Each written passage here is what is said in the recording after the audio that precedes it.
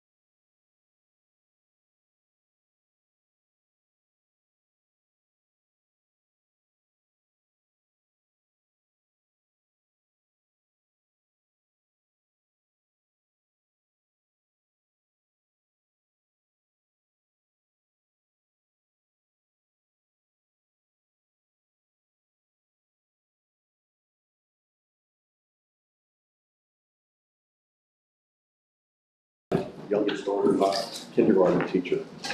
Good evening.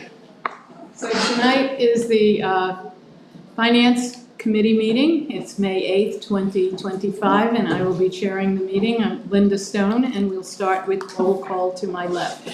Ed Tate, School Board. Michael Roosevelt, School Board. Anthony Rapp, Director of Business Administration. Andy Sanko, Superintendent. Bob Hickey, School Board.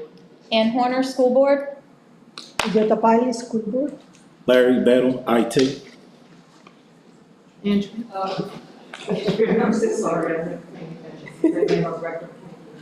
Nicole Proctor, Director of Elementary Education. David Golden, Director of Technology. Al Fong, Director of Secondary Education. All right, well, I guess I will pass the baton to Mr. Rapp. Thank you, Ms. Stone. Before we begin, a reminder that for the most accurate and reliable information concerning our district, please refer to resources, websites, and social media platforms managed by the Council Rock School District. We advise the community to exercise caution when relying on the accuracy of social media and ask the community to verify any social media content with the district for accuracy. If you question what you are seeing, need a fact check, or additional details on a matter, please reach out to the district directly. Our contact information is readily available on our website at www.crsd.org. So to begin with tonight, I'd like to thank some members of Cabinet for joining us tonight and taking time out of their busy lives to assist with the meeting tonight. Mrs. Langold, Mrs. Crawford, Dr. Bolden, and Mr. Funk.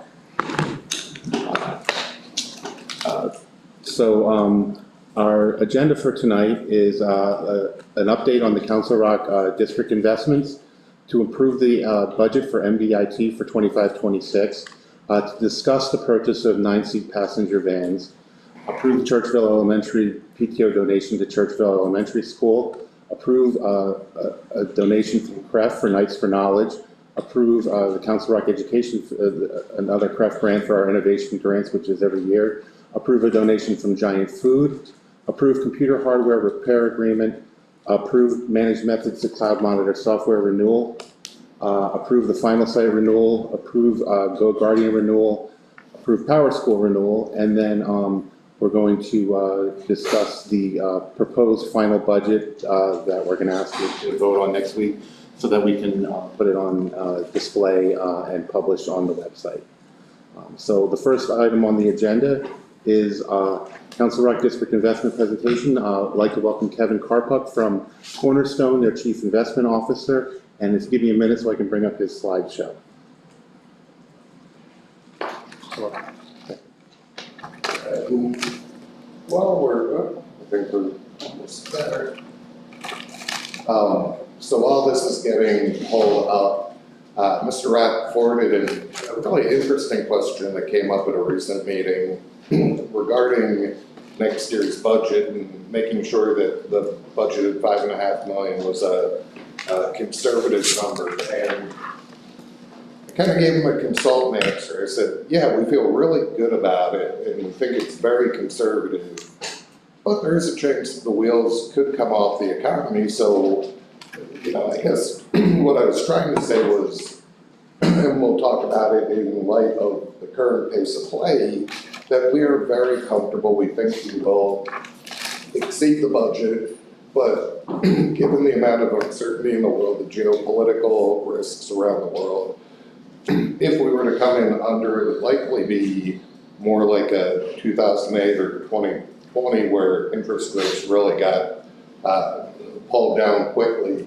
And that isn't our base case. So we are confident that that number is good. There's just a higher tail risk than I think we normally feel in the cash management world.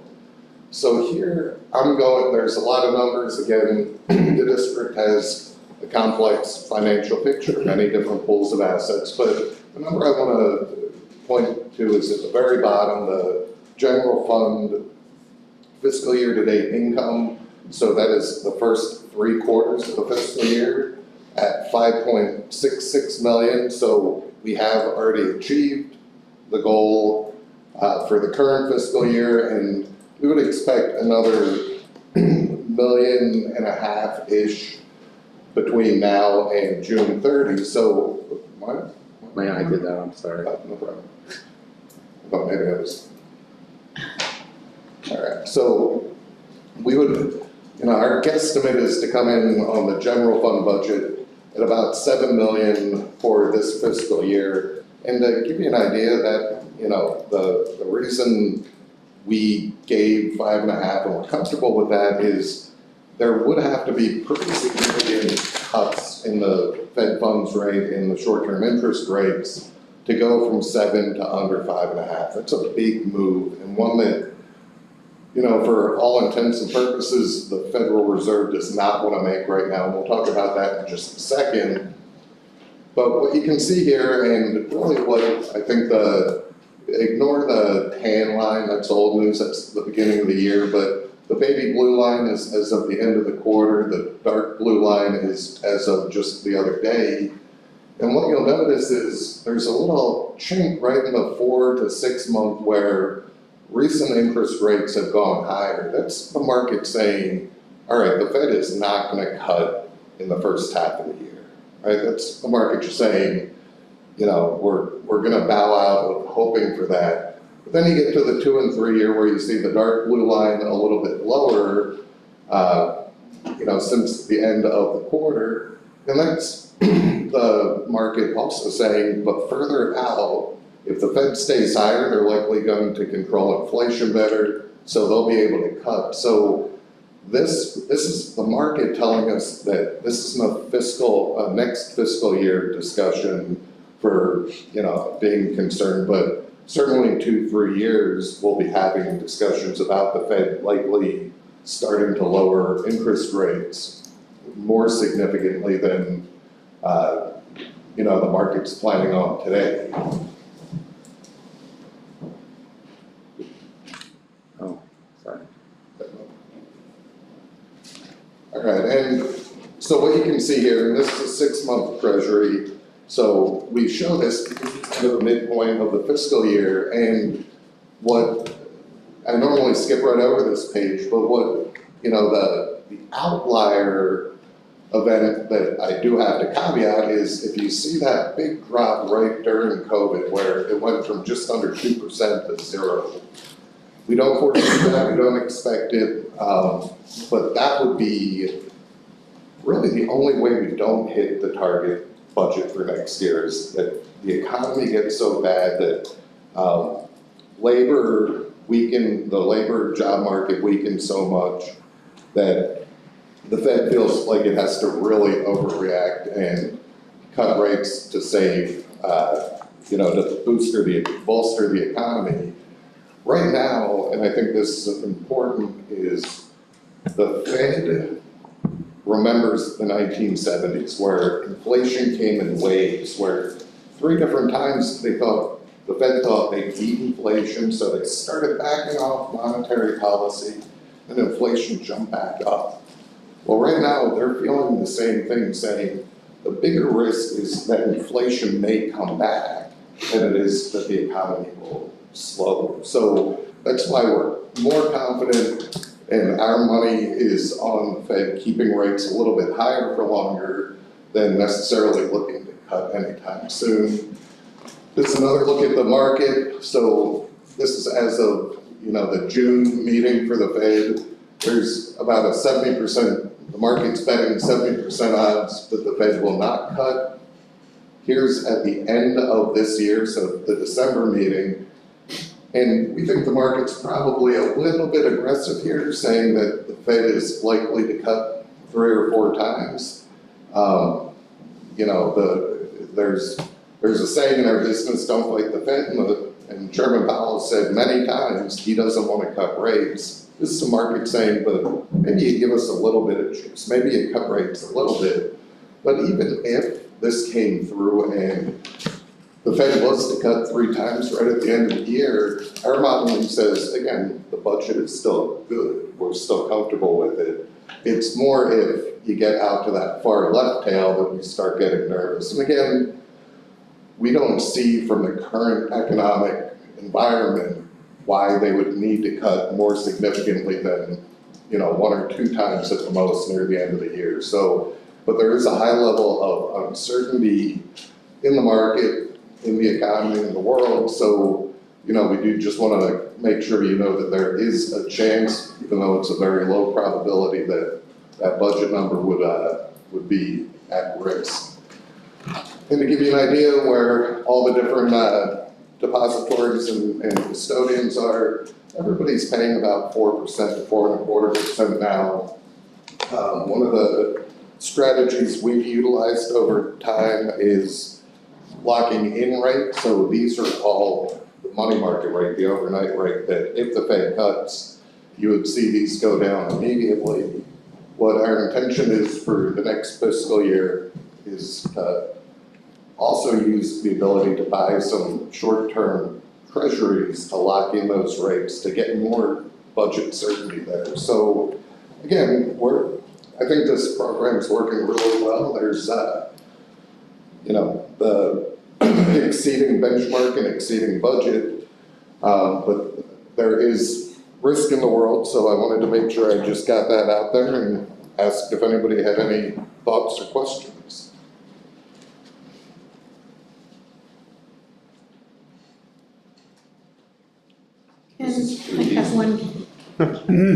I guess I have a question for Tony. Can you remind us what we had budgeted for in the last, for The this? same amount, about $5.5 million. About 5.5, and we're Yes. probably gonna see around 7, is what Yes. you're saying? Okay. Unless, Unless when? Well, no, this fiscal year, we're good. okay. I'm locking in beating the budget this fiscal year. Next fiscal year is where you have to throw in the outlier. Fiscal year for the district or Kentucky, which is? Our fiscal year, 25, so July 1st, 2025 to June 30th, 2025. Right, I'm not going far out on a limb between now and June 30th. June 30. But again, that, you know, there are things we can do over the next, or we will be doing over the next couple months to lock in and try to bulwark the portfolio against if the bad stuff happens by locking in a year long for some of the funds, for example. I think, and Kevin, please correct me if I'm wrong, is that one of the things that we've been lucky with over the last year has been that we haven't had to lock into as many investment options that were time gated, as in we had to have them for a certain amount of time, where there were really short-term federal investments that we could put our money into that had a very good payoff. So we weren't holding money. We weren't even 3 months. We weren't saying, hey, let's hold something for 3 months. We was more like a month. Yeah, absolutely, and part of that was the market, just like we think the market's a little bit aggressive here, thinking this many cuts. If you buy a bond that matures at the end of the year, it reflects the lower yield that the market expects. So we discussed that we didn't believe rates were gonna come down as quick as the market, so we kind of just rolled. But to Mr. Rapp's point, our preference would be to keep everything short, but at the end of the day, if we look out and say, we can guarantee the budget by locking in and making sure cash is always available, that may be a move. And I mean, we speak with Mr. Rapp regularly to discuss those strategies. They are much too boring for Thursday night to get into too much detail unless anybody wants to.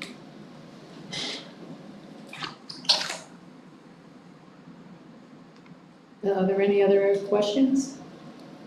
Tony, were you going to talk about what numbers are we going to be using in the upcoming budget? Well, we're using $5.5 million. Okay, we're going to stay there. Yeah, that's what we did. That's what we budgeted. We talked about that last week. Okay. On May 1st, and I consulted with Mr. Carbuck as to whether or not his estimate was conservative, and the response was yes. Good. Yes, it's a big asterisk, but it's a market, right? Fingers crossed. There's risk in the world. I mean, I have to comment, I just love his response to your email that you forwarded to us, where you said, I'm so confident it's a conservative estimate, except if everything goes downhill, which is not unlikely.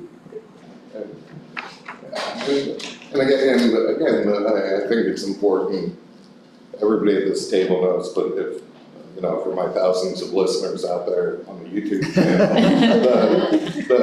when we talk about risk here, there's no risk of loss of principal, that it would just be underperforming the budget. There would still be positive income. So I think it just as a reminder. So We're not. yeah. We're not investing in anything that we're expecting, like even, we don't even do things at a discount, so where we're expecting to make money on our investments. To make additional money in the market, we're talking directly. We're not speculating, we're collecting income. Very conservative investing. Okay. Is that it then? No other questions? Then we can move on. Thank you. Thanks, Kevin. Yep. Thank you, Kevin. One item down, 27 more to go. All right. Get out of here. Nice job. Thank you, Kevin. Oh, my pleasure. Thanks, take good care, everyone. Thank you, Kevin.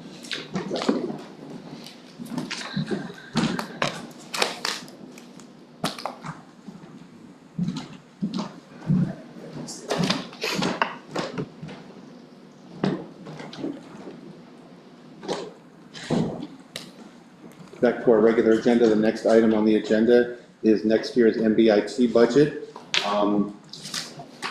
As you can see, our share of the contribution for education to the MBIT is increased by $240,789, a 13.5% increase to $2,024,434. Our prior year reconciliation, since these are just estimates on a budget that we pay in, every year, 2 years later, has to be reconciled. So there's money that has to be either paid out or received back to the district. The last 2 years, we've had to pay money into MBIT. This year's reconciliation number is $232,992, which is $52,622 less, or 18.42% less than last year. And our share of the lease rental debt, which is bonds that are debt mechanisms that the MBIT owns, and our share of those mechanisms. Last year, our share was $468,509. This year, it's $466,334, a decrease of $2,175. Our total increase is $185,992 over last year. It's important to note that our increases are actually, we have more students going to MBIT. Our average ADM, which is average daily membership, increased from 18.81 to 19.88 of the total number of students going to MBIT. So we actually increased, and those numbers are 3-year averages. So they take the last 3 years and take the ADMs, and that's the average of students. But however, going from 2020, the 23-24 school year to the 24-25 school year, our number of students increased by 17. So we have 17 more students. We currently have 193 students enrolled at MBIT, and the CSDR, so that 232,992 under prior year reconciliation, that was the 23-24 school year. That will be paying our additional share of that next year. So our amounts have gone up, but we have more students going there, so that's a great thing. Any questions? Mr. Roosevelt? Do we have a number on how many CRSD students are currently attending MBIT? 193. 193, thank you.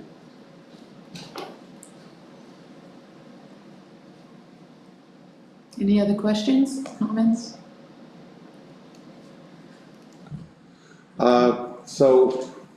This item has changed a little bit in the last 24 hours. We had 6 bids for a 9-seat passenger van for student transport. Our lowest bidder will not provide a bid bond as per specifications and ask to withdraw the bid bond if a bid bond was necessary. We do think a bid bond is necessary because one of our specifications was that the vans would be delivered in the early 25-26 school year, and a bid bond would hold the vendor, the winning bidder, to that time frame. If they didn't meet that time frame, then they would forfeit the bid bond. So we are, so since this is late notice, the board, we'd like to bring this back to the board next month and ask you to approve the next lowest bidder on the list. So we'll bring this back to the board next month.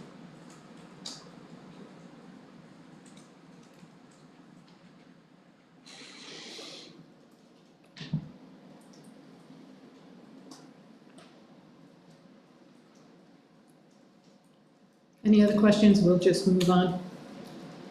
So this won't appear on The agenda. agenda. Okay. The Churchville Elementary School PTO would like to donate $15,255 to the Churchville Elementary School. The donation is for a shade structure at the playground in the same amount, and the donation will cover the entire cost of the shade structure. So we've seen this similar from other PTOs, and this has been approved by our facilities department, and so we'd like you to approve. Since this is over $5,000, the board needs to approve the donation. Thank you. Mr. Kate? I'm sorry? I just said thank you to Churchville. Yes, thank you to Churchville. Do we, as a district, handle the installation, or is that part of the donation? That's part of the donation. I mean, obviously, we'll oversee the workers and make sure that, that it's done properly and that, but the actual work is done as part of the donation. We don't install it. That's great, terrific. Thank you. No other questions? Move on. Council Rock Education Foundation donation to Knights for Knowledge. They would donate $50,000 to our Knights for Knowledge program. The total program is expected to cost around $150,000. The donation will go to salary costs for the program, and Knights for Knowledge provides additional programming for students during the school year. We have Mrs. Nicole Crawford here in case there's any other questions on Knights for Knowledge.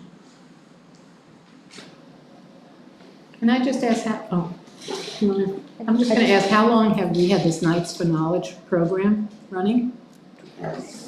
Since 3 years. So this will be the fourth Yes. year? This is No, this will be the end of our Third year? Yes. Ms. Horner? This is from Mrs. Crawford. How is the enrollment attendance consistently? And are we still doing this? Does it also go into the middle school? Right? So we had not planned yet for next school year. We want to work with, to see what that would look like. As you all know, it has changed a little bit since year one. And we have some really good ideas that people have shared with us within a part of the program as we look ahead to next year. So, Do you know what the enrollment was approximately? How many kids signed up? I think it was in the 300 to 400 range.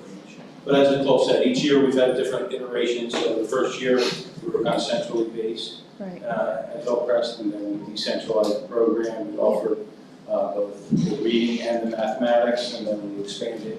We also had a high school program that was more of a mentorship, and it was more about executive functioning skills. So each year we, as Nicole said, we kind of get together afterwards, revise and adapt and try to make it better for the following year. Mr. Hickey? This grant is for the 25-26 year or the fall of 25, not for what just transpired. Correct. Correct. And I'll just ask you, there is, at some point in time, I don't know if anybody has thought about, is there an end game for Knights for Knowledge, or is this something that we're gonna plan on doing for at infinity? I'll take the first shot at that. I think anytime we can offer students an opportunity, we want to do it. Although if you recall, we paid for this in its entirety with the ESSER funds, the COVID money, and those monies ran out. So as we'll talk tonight about a budget, and you start talking about $150 to run it, that's something that we haven't reached any landing spot. But that's something that we'll have to consider moving forward. We want to continue to offer the opportunities for kids. However, we had some relief through ESSER funds in the past, and now we're getting partial relief, about 33% through the generosity of CREF. I have one other question, but I'll wait until after the rest of the presentation. So the other 100,000 would have to come out of? General fund. General fund. Yeah. Okay. Any other questions?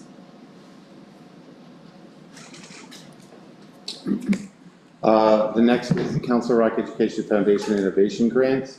They will fund 11 grants in the SMG Leadership Summit in next year's grant cycle.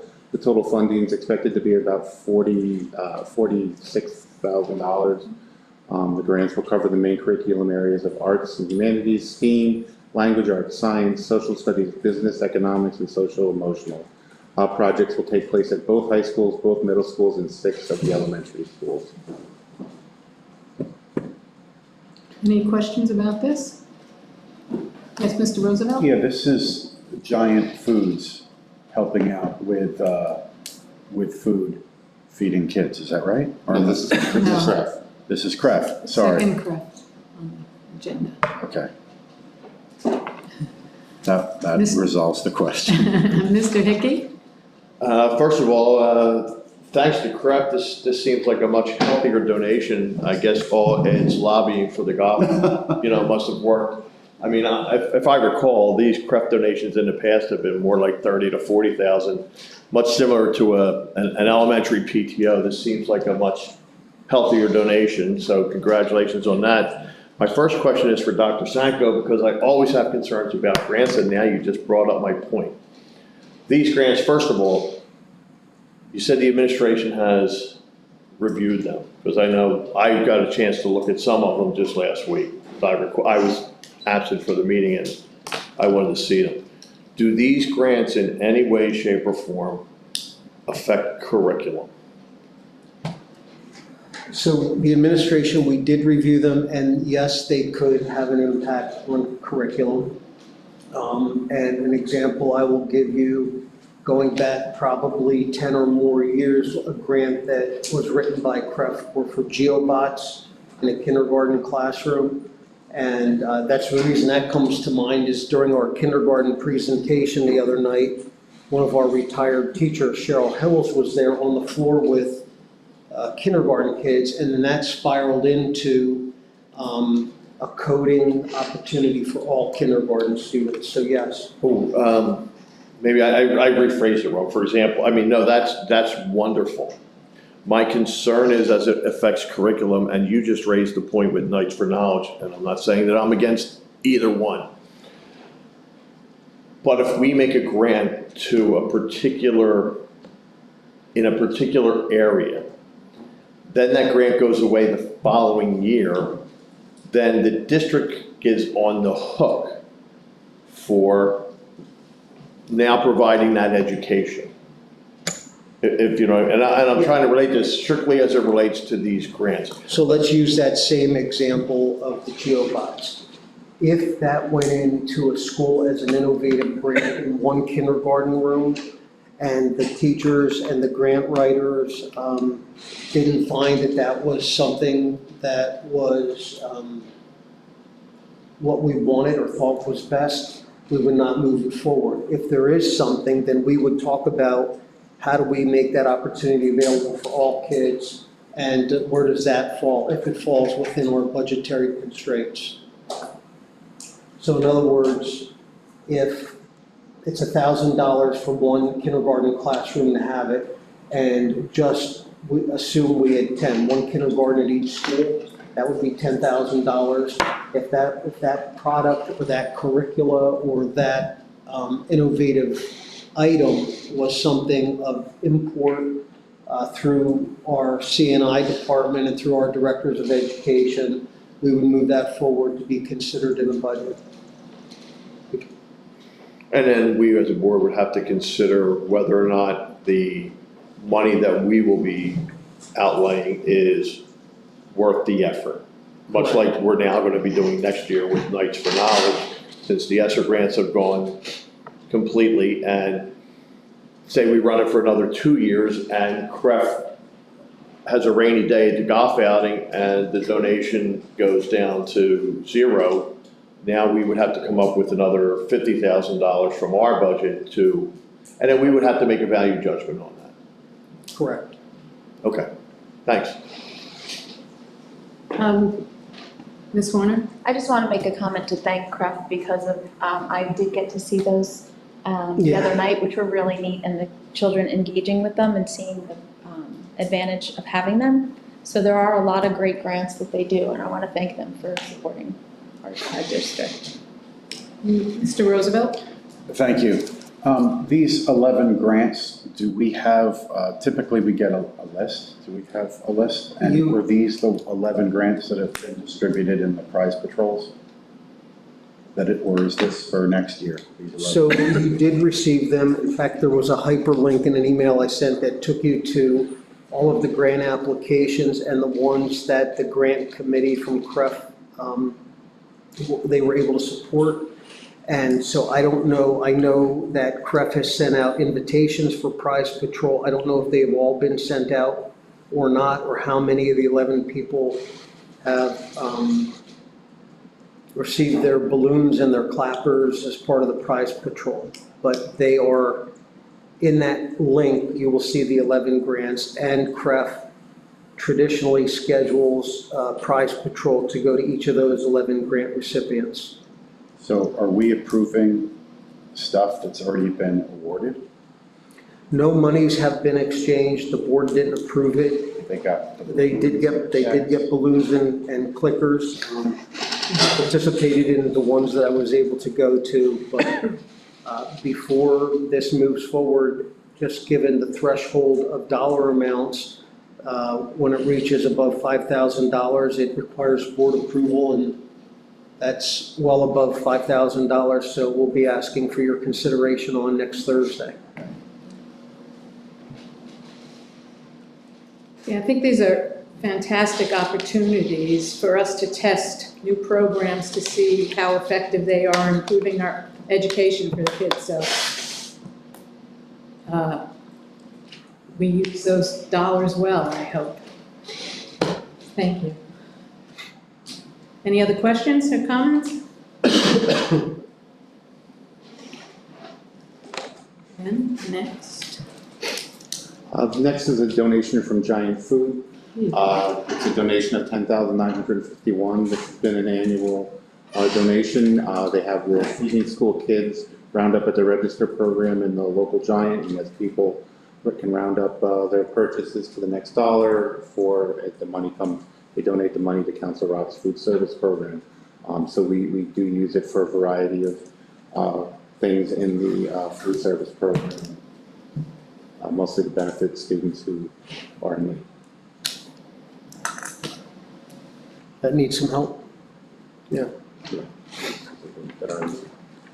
Any questions? Just comment. Thank you, Giant. Thank you for supporting Council Rock students.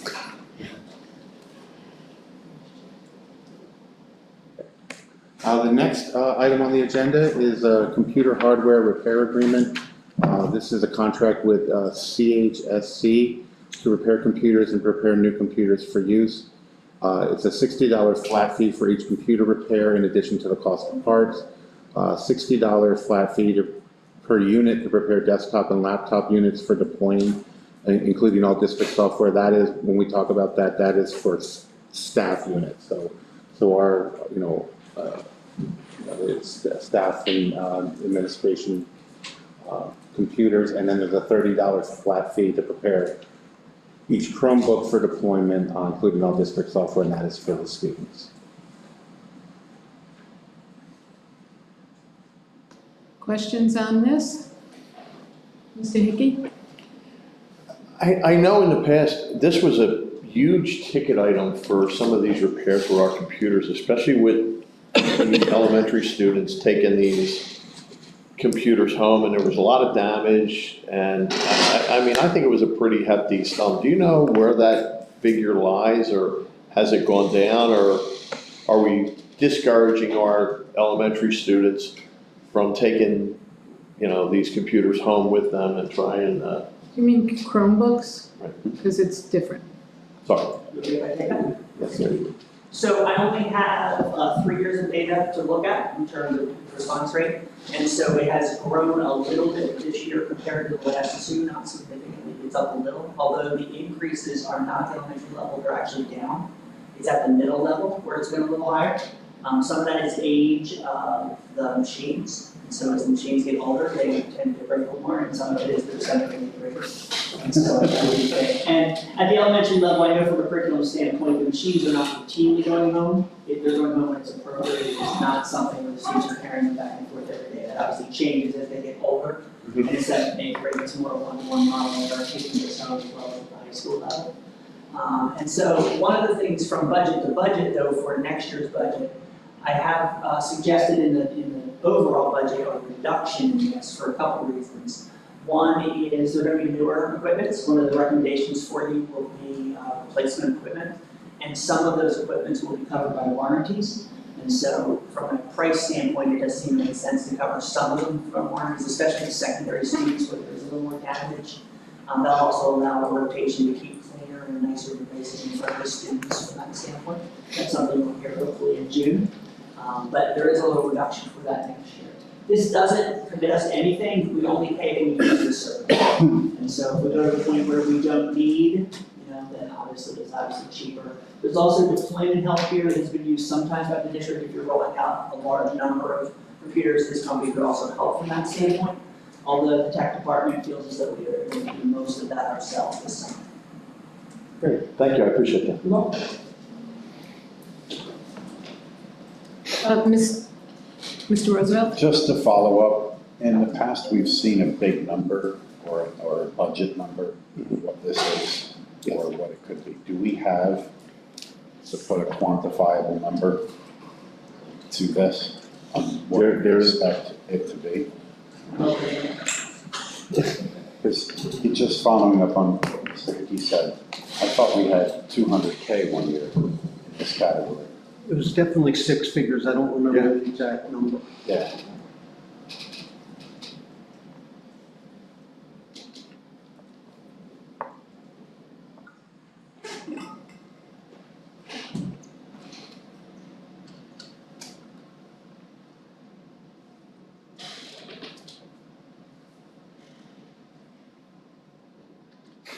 Just filling silence, CHSC is the same vendor? Yes. We had last year convention as well. Okay. Any other questions? Computer Hardware Servicing Company, I believe it is. I'll keep looking to get you the numbers, I find it, so I just can't find the right file. Thank you. Okay, keep moving forward. Managed Methods Cloud Monitor Software Renewal. It provides security for data stored in both Google and Microsoft Cloud accounts. Includes a malware add-on. Agreement is for basically next school year. Total cost is $32,112. 1,300 staff accounts at $18 per account for $14,508. Malware add-on is $1,872 and 10,488 student accounts at $3 per account for a total of $15,732. The current year cost is $31,063, so it's an increase of about $1,000 and $1,100. Any questions?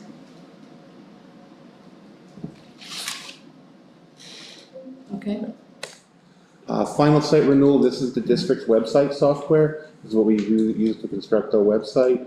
The renewal is for, again, next school year. The total cost is $46,700, and the current year cost is $44,900. So again, a slight increase built into the software cost. questions? Just out of professional curiosity, does this include maintenance in an ongoing fashion? Does not. It is a hosted platform. So they host the platform? Correct. Okay, that explains it then, yeah. Thank you. Anything else? Okay, GoGuardian renewal, monitoring software for teachers in the classroom, meaning for the teachers to use in the classroom, not monitoring the teachers. Renewals, again, this is a two-year renewal from July till June of '27. The total cost is $136,290 for 2 years. We're buying for 2 years because this is something that is used a lot, and we want to lock in for 2 years and save some money. The 1 year cost is $69,200. 2 year purchase saves $2,110, and the current year cost is still $69,200. We are on a 1 year contract right now. Ms. Horner? That was one of my questions, but the other one was, all teachers are using it and know that they can put it on their system? All teachers have access to it. Okay. I obviously don't have usage in terms of I can't guarantee that every teacher can use it. I do know that I entertained a change in program for this, and there were lots of teachers who expressed their love of GoGuardian, and so I know that it is well used. I'm not going to say that everybody uses it, but it is well used across the district. Mr. Hickey? What does it monitor? So it allows I'm sorry, is that okay? We can do that. Okay. Yeah. More than I do. It's a device management software for staff, and so it allows them, so if this were a classroom, and I'm your teacher, you all have machines, I can do lots of things with it. I can preload an assignment so that you only have access to 2 websites, and that's where you're going to get your information from, so you can't go to Google, you can't go to Wikipedia, you can control it that way. So some teachers use it that way. The other way is doing it if I give you an assignment, I can also look at what you're all doing, and so it's easy that other people on that side of the table, I wouldn't be able to see your screens as easily. And so for me to be able to look and say, oh, excuse me, Mr. Battle, make sure you're getting this done, or whatever the assignment is. As well as if I then have instruction, I can lock your computers so that you're forced to look at what I'm doing, and the only screen, either I can put my screen on yours, or I can force you that the only screen you can see is the teacher's one that is in the room. So there are lots of different uses for it from a really productive standpoint. And having used it, having been that teacher that's watching Billy in the corner of the room, Billy, can you please turn off the game? I'm not on the game. Take a screenshot, go over and say, oh, sorry. But the kids kind of rose to the occasion because now that they know it's news, it's not new anymore, they know. So they don't bother to do the wrong thing or go off-site, but it is really very helpful. And I dare say, with the advent of AI in the classroom more and more, I think it is very necessary to keep an eye on exactly where kids are, what they're doing, what they should be doing. It just helps. It helps keep them on track. Yeah, I had no idea what. Yeah. Mr. Roosevelt? Just to follow up, is this being used in all levels of education, elementary, middle, and high It is school? available at all three levels. Thank you. And Mr. Rapp, a follow-up to the budget question regarding the repairs. The current year budget that we're in, we're budgeted at $225,000. For next year, I've changed that budget to $125,000 because of the use of warranties as well as the expectation of updating in some levels. Thank you. Tony, is that, so this is the CDW Government Inc. that you have listed on the agenda? Yeah, is this item K? Or is this between? GoGuardian is K. It's offered through CDW. Okay, great. A third party prices it. Thank you. You're welcome. Okay. Okay, the next item on the agenda is the Power School renewal. Everybody knows what Power School is, I think. It's the agreement for the CRSD Student Information System, July 25 to June of 26. Cost is $146,631.69. The current year cost is $123,963. Increase is due to, there was a price increase, and so there's a few modules that I think we were buying separately that are now it's all on one invoice. So, which I believe is more of the good work done by Dr. Bolton. You understand on that? Yeah, the individual modules didn't change. So year to year, everything that was last year in that 123 has stayed that price. There are a movement from Power School really has about 3 different bills the district pays depending on how they come in. Because we also use a piece of this in HR, and that's not what this is, but there are other Power School bills. Some of them are incorporated here. The only new piece, which is a new cost, is an add-on for the customization to the elementary report card. So as the elementary report card changed, we had to update Power School, and so that is part of the increase. That's a new module.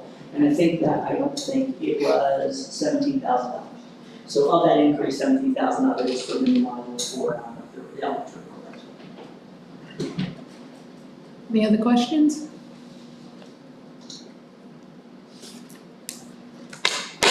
Next item is the 25-26 proposed final budget. I want to make clear that next week, we're going to ask you to approve a proposed final budget. That is not the final budget. That is a budget that we need to have a budget that is approved by the board that we can post on our website and post in the lobby and put in, I believe we put in we announced in the newspaper that this is available for people to review.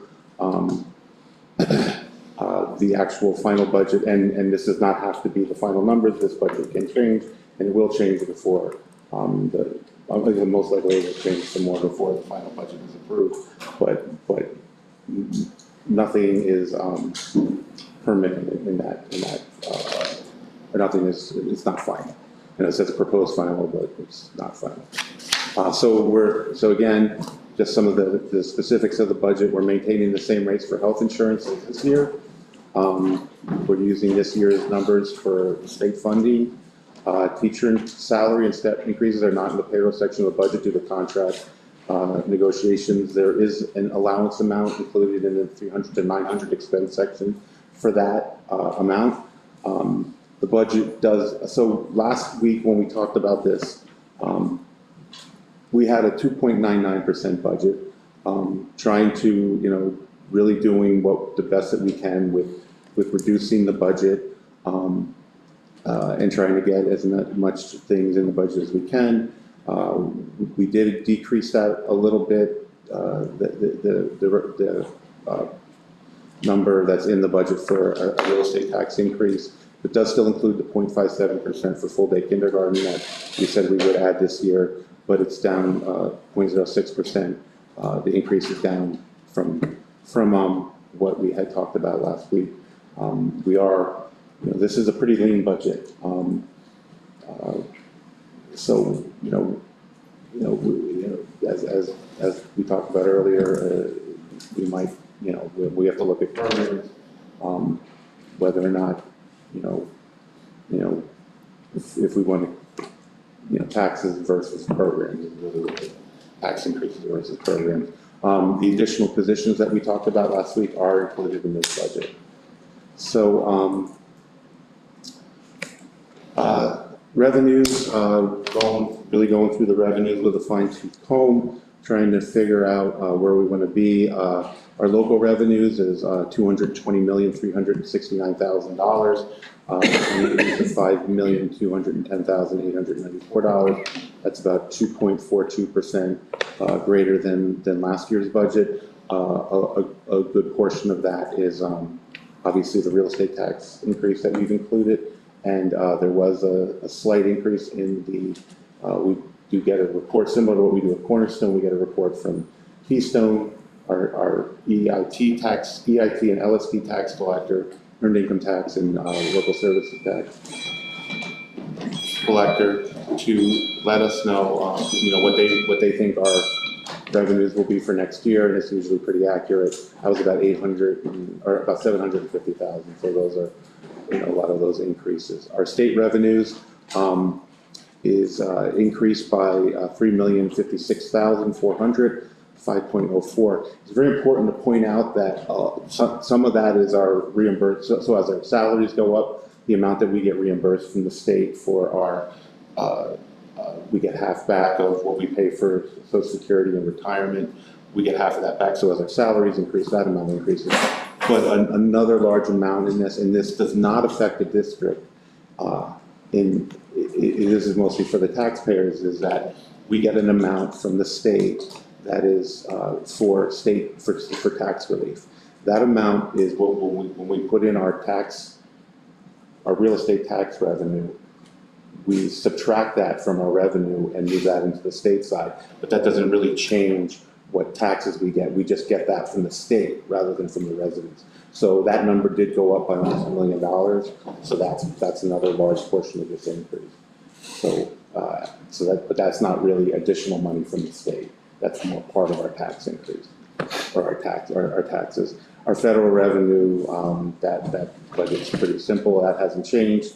We're looking at a $26,000 decrease, which is about 1.44%, and that's because the different we do have a reduction in some of our money that we get for Medicare for services provided by the district. So overall, revenues are going to increase, or the budgeted revenues increased by $8,240,959, $8,240,959, or just around 3%. I hope this is a little better to see this week than it was last week. Easier to see. We did add those additional employees that we talked about.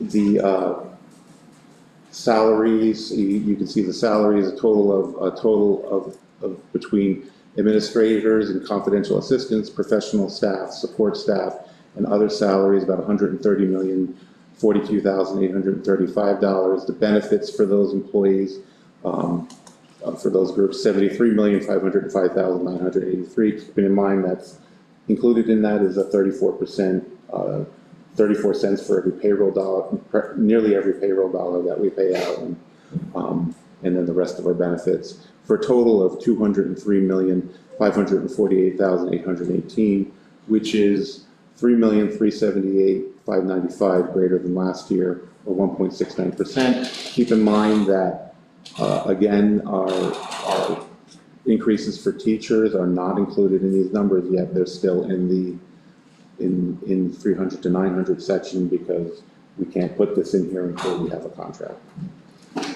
So we can't budget based on a contract that we don't have. So if you look at our non-personnel expense, which is 800 to 900 expense, there's about a $9 million increase.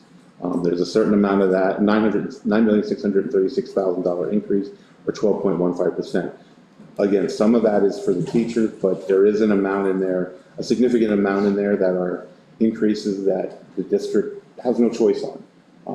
We have contracts with vendors that are increases. We have services that get provided that are mandated by the state that we have to provide at a level based upon our enrollment and based upon the need of the students. So we have to fund those amounts, whether, there's not a whole lot of control in those, and there's a significant amount in there. I don't want to talk too much about what's in there, because I don't want to talk about what we have budgeted for other things, for negotiations, but there's, but our total budgeted expenditures are $292,469,714, which again is $13,014,791 greater than last year, a 4.66% increase.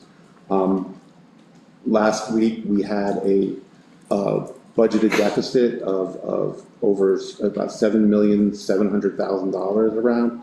This year we've gotten it down with adding the positions and doing some other work on reducing the budget. We've reduced that deficit to $6,487,656. So that is where we are with the budget, and that is with a 2.93% tax cut.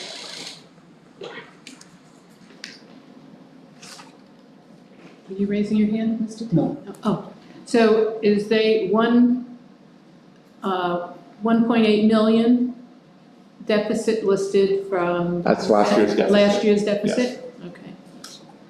That is what our final budget had as a deficit.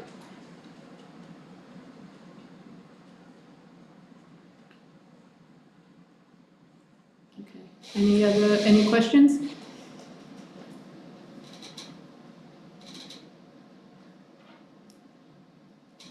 Again, just to remind you what the various proposed additional positions that we've added to this budget are.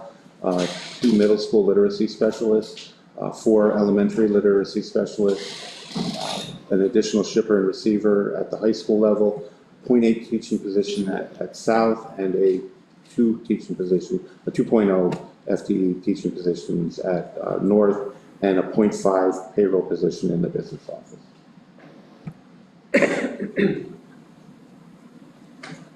When the budget is presented to the public, does this get included? These They're in the, in the, so they'll be built into the amounts under Right. the 100 section. okay. So Is the it- budget that is then- presented to the public is very, very based on the Pennsylvania Department of Education accounting system. So But do we list these positions when you present the budget? So are these in your numbers? they're in the numbers, yeah. I know that. But we wouldn't, I mean, there's not, so the budget that we present again is a state form. Oh, So okay. that would be, it would not list these individual positions. Okay, just asking. Thank you. Any other questions? Ms. Polly? I mean, it's still $6.5 million deficit. It's pretty significant. Yes, it's significant. You know, if we've gone in, we've maybe about 6 years ago, we did have a similar deficit budgeted.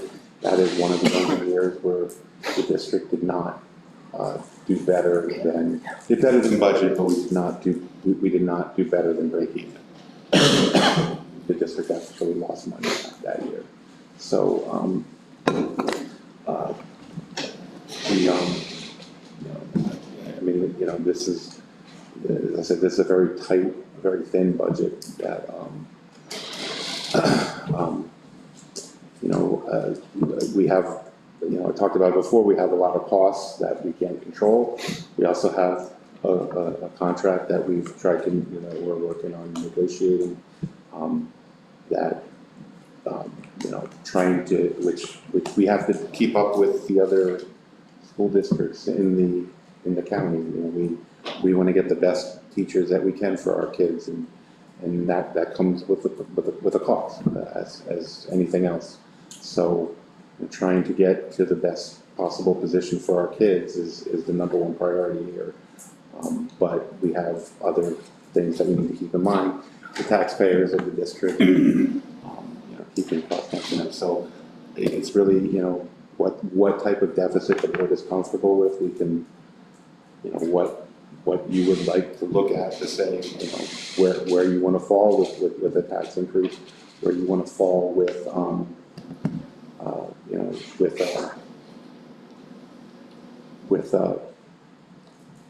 you know, what programs maybe are not necessary anymore out of their usefulness,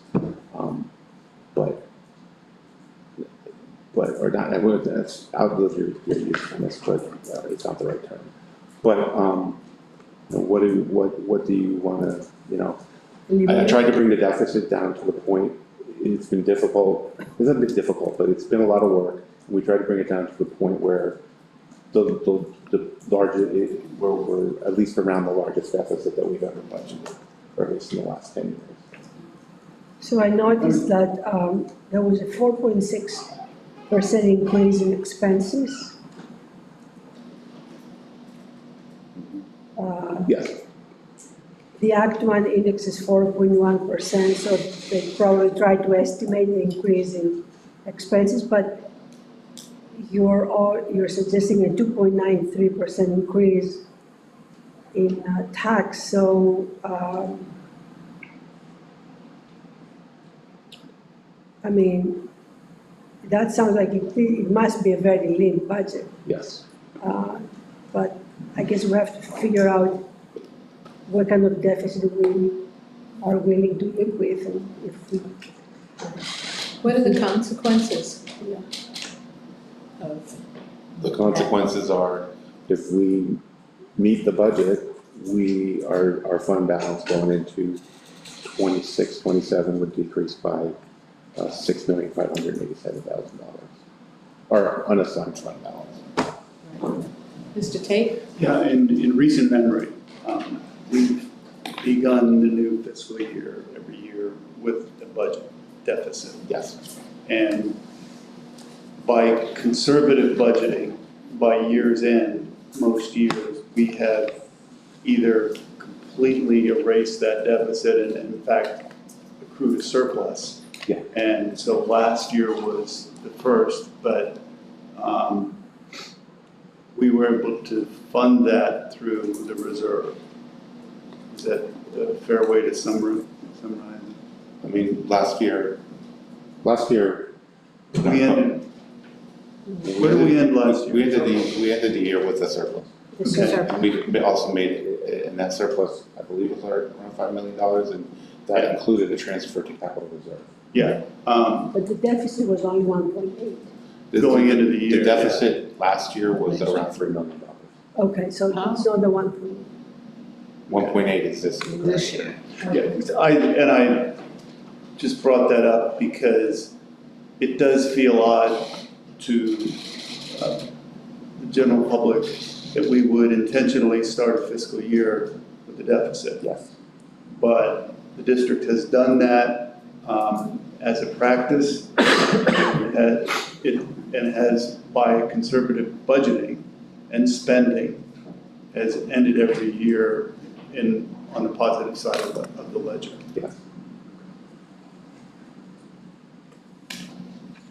Any other questions or comments?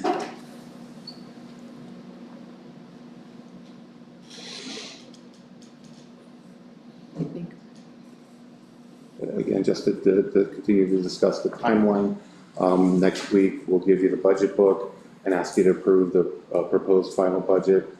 On the 19th, we'll put the final budget in the lobby and make it available on the website. And then on the 20th of June, I hope that's correct, 19th. Final budget, so June 19th will be the final budget approval, hopefully. We have till the end of June to do that, but that would require a special meeting, so I'm sure we want to try to get that done by the 19th. And we've been pretty good at doing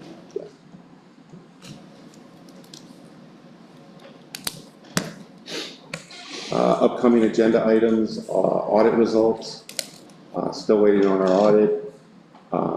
Printer and copier bid results, which is going out this week, and to finalize the 25-26 agenda next month. Budget next month.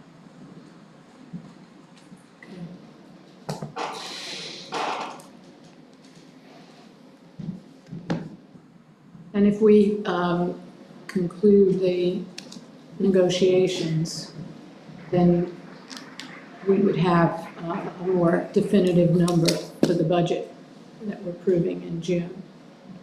Yes. But it's possible to not have concluded those negotiations, is that right? So the budget,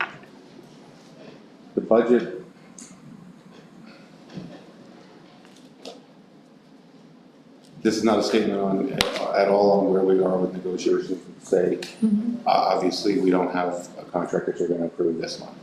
If there was a contract that was available, and I'm not saying that there is, to approve next month, we still would not be able to incorporate that into the budget in the salary portion because it wasn't approved. It wasn't approved before the budget. However, we would be able to adjust that allowance amount to make sure that it covers the cost of next year. But again, I can't say whether or not we would have something for you to approve next month. Mr. Tate? We are currently in negotiations, and our objective is to conclude the contract negotiations in time to have it for the final budget. And it's fair to say that the negotiations are proceeding in good faith. Dr. Sengo's nodding. Yes, Yeah. yes. Proceed. Yeah, just in case anybody was concerned. I didn't want to speak Tony. I get it, yeah, yeah, Okay, I wasn't sure. that's all. But. Yeah, I will say no more, just, yeah, we are proceeding and that's the plan. So, any other questions or comments? Thank everybody for joining us tonight. And I guess we can adjourn the meeting. Larry, thank you. Thank you.